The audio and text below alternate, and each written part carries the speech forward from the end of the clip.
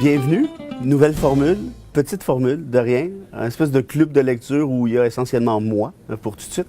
Certains me demandent qu'est-ce que je lis, ou il y en a qui me demandent aussi si j'ai déjà lu. La réponse est oui.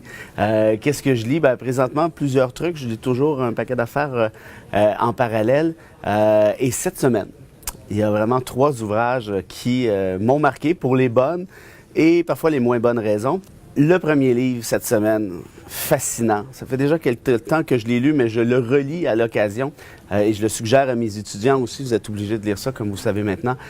C'est le livre d'Umberto Eco, un historien italien qui a vécu le fascisme sous Mussolini, donc il s'y connaît, prononcé une conférence à New York dans les années 90, conférence qui est devenue livre qui s'intitule « Reconnaître le fascisme », où Eco discute de plusieurs émanations du fascisme contemporain. Comment on fait pour le deviner, ce fascisme-là?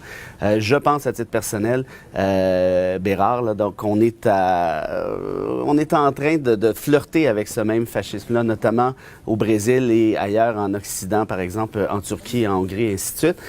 Donc, le livre de Eco nous permet justement de voir un peu plus clair là-dessus. Je vous donne juste un petit exemple et vous me direz si ça s'applique à ce qu'on voit aujourd'hui.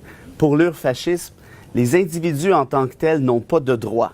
Et le peuple est conçu comme une qualité, une entité monolithique exprimant la volonté commune. Puisqu'aucune quantité d'êtres humains ne peut posséder une volonté commune, le leader, c'est-à-dire le boss, se veut leur interprète. Ayant perdu leur pouvoir de délégation, les citoyens n'agissent pas. Ils sont seulement appelés à jouer le rôle du peuple. Bolsonaro, Umberto Eco, excellente lecture. Ça, c'est un coup de cœur particulier parce que je lis pas juste des livres politiques, j'ai une vie aussi, ça paraît pas, mais je vous le dis. Je suis un amateur de livres de littérature un peu trash. En fait, je suis un fan de Bukowski, comme plusieurs. Un fan de Beck BD aussi, qui est quand même moins trash que Bukowski, mais voyez le style. Je suis un grand fan de Bret Easton Ellis, American Psycho. Il y en a qui ont vu le film. Il se passe des choses aussi au Québec qui sont franchement intéressantes.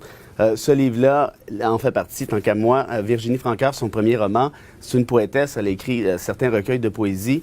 Premier roman pour elle qui me fait drôlement penser à du Bukowski au féminin.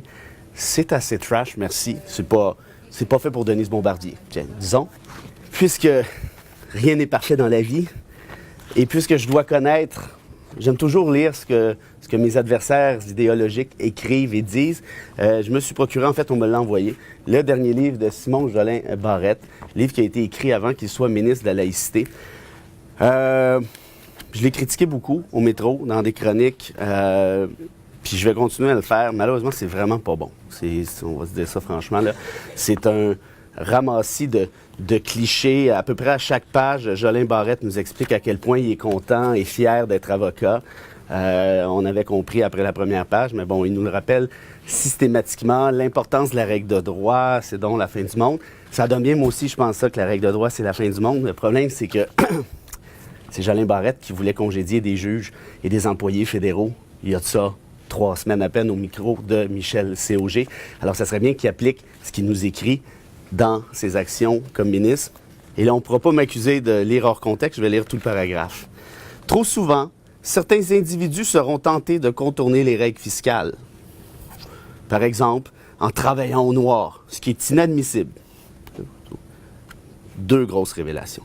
La 3e, car en définitive, c'est l'économie en son entier et le reste des contribuables qui paient le prix de ces procédés malhonnêtes.